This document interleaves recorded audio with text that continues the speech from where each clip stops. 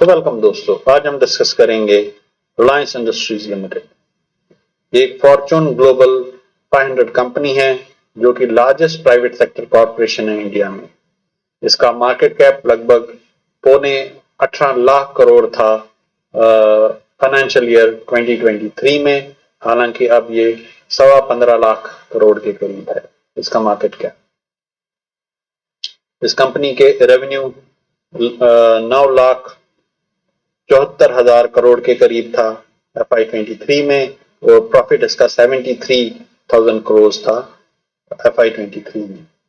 इसके एक्सपोर्ट्स 3,40,000 करोड़ के करीब रहे और ये नंबर 88 है फॉर्च्यून ग्लोबल 500 कंपनीज में।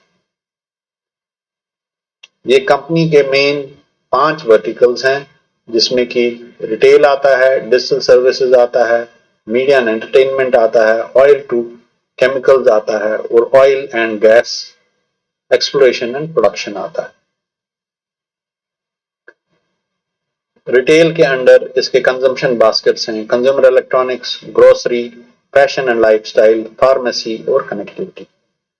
इस वर्टिकल के रेवेन्यू FY23 में 2,60,000 करोड़ के करीब रहे और एबिटा इसका लगभग 18,000 करोड़ के करीब रहा। डिजिटल सर्विसेज में इनके 44 करोड़ के करीब सब्सक्राइबर्स हैं और इनके इकोसिस्टम प्लेटफॉर्म में कनेक्टिविटी और क्लाउड आता है, डिजिटल कॉमर्स है, मीडिया गेमिंग है, एजुकेशन है, एग्रीकल्चर है, government to consumer, smart cities और हेल्थ केयर आता है। इसका रेवेन्यू लगभग 1,19,000 करोड़ रहा FY23 में और 50,000 करोड़ के करीब इसका एबिटा रहा।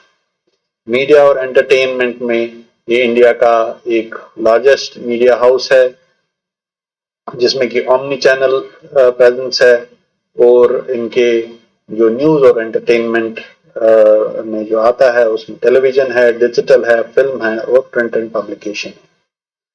इसका रेवेन्यू 7,000 करोड़ के करीब रहा है FY23 में और 2,236 करोड़ का एबिटा बना है इसने FY23 में। ऑयल टू केमिकल बिजनेस में कंपनी के प्रोडक्ट्स ट्रांसपोर्टेशन फ्यूल्स हैं, पॉलीमर्स हैं, इलास्टोमर्स हैं, इंटरमीडिएरीज और पॉलिएस्टर्स हैं। इसका रेवेन्यू लगभग 6 लाख करोड़ के करीब रहा है FY23 में और 62,000 करोड़ का इसने एबिटा बनाया।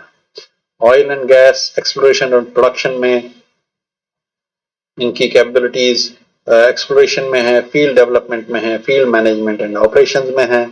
इन्होंने इस सेगमेंट में लगभग 16,500 करोड़ का रेवेन्यू किया FY23 में और 13,500 करोड़ का प्रॉफिट बनाया।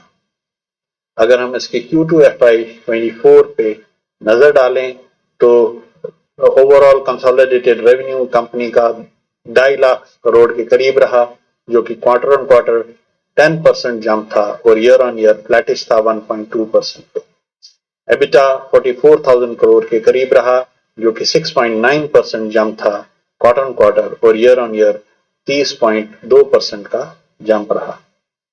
तो नेट प्रॉफिट 19,878 करोड़ रहा Q2 FY24 में जो कि लगभग 9% का जंप था क्वार्टर ऑन क्वार्टर बेसिस पे और ईयर ऑन ईयर बेसिस पे लगभग 30% का जंप रहा। अगर सेगमेंट वाइज नजर डालें तो रिटेल RRVL में इनका रेवेन्यू 77,000 करोड़ रहा जो कि 18% जंप था। डिजिटल सर्विसेज में इनका रेवेन्यू रहा 31,000 करोड़ के करीब जो कि 10% ईयर ऑन ईयर जंप था। अगर O2C सेगमेंट पे नजर डालें तो रेवेन्यू 1.5 लाख करोड़ के करीब रहा जो कि एक 7.3% डाउन रहा ईयर ऑन ईयर बेसिस पे। ऑयल एंड गैस सेगमेंट में इसके रेवेन्यू 6,600 करोड़ के करीब रहे जो कि 71% जंप था ईयर ऑन ईयर बेसिस पे। अब हम इसके की फाइनेंशियल्स पे नजर डालते हैं तो इसका करंट मार्केट कैप 15,32,000 करोड़ का है। करंट प्राइस 2,200 66 रुपए का है, इसने 52 वीक हाई 2632 रुपए का बनाया था और 52 वीक लो 2000 रुपए का बनाया था। इसका P/E 22 है और बुक वैल्यू लगभग 1110 रुपए है।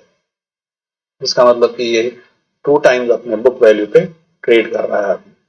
इसका जो ROCE है वो 9.14% है, ROE 8.94% है, डेट टू इक्विटी 0.42 है, जो कि थोड़ा ऑन हायर साइड ही है। हालांकि इन्होंने इस क्वार्टर में अपना डेट रिड्यूस भी किया हुआ है। प्रमोटर होल्डिंग इसमें लगभग 50% प्रमोटर्स इसमें होल्ड करते हैं। इसके अगर प्राइस चार्ट पे नजर डालें तो 2005 ऑनवर्ड से इसमें एक अच्छी खासी ग्रोथ रही 2008 तक, फिर उस 2008 के बाद इसमें डिप आया और फिर 2009 से लगभग 2017 तक ये ऑलमोस्ट फ्लैट रहा और फिर 2017 के बाद इसमें एक अच्छी खासी और कंसिस्टेंट ग्रोथ नजर आई और अभी ये 2200 के करीब ट्रेड कर रहा है और पिछले 2 साल से ये एक रेंज बाउंड ही है, लगभग 2100 से 2600 के बीच में ये ट्रेड कर रहा है। इसके क्वार्टरली रिजल्ट्स अच्छे रहे। इस बार इन्होंने 2.25 लाख के करीब अपना रेवेन्यू बनाया, जो कि 2 लाख करोड़ के करीब जून क्वार्टर में था और फ्लैटिश है ईयर ऑन ईयर बेसिस पे। सेम क्वार्टर लास्ट ईयर इसने लगभग सेम ही रेवेन्यू बनाया था। ऑपरेटिंग प्रॉफिट मार्जिन में इंप्रूव है ईयर ऑन ईयर बेसिस पे 2000 लगभग 400 बेसिस पॉइंट से 14% से बढ़ के ये 18% हो गया है। तो वो चीज आपको नेट प्रॉफिट में भी नजर आएगी। 18,000 करोड़ से क्वार्टर ऑन क्वार्टर बेसिस पे 19,800 करोड़ के करीब का इन्होंने नेट प्रॉफिट बनाया, जो कि same quarter last year 15,500 crore के करीब रहा। इसके अगर ईयरली परफॉर्मेंस पे नजर डालें तो 2015 में ये लगभग 4.25 लाख करोड़ का सेल करती थी और अभी ये लगभग 8.95 लाख करोड़ का सेल करती है, जो ऑलमोस्ट तिगना है।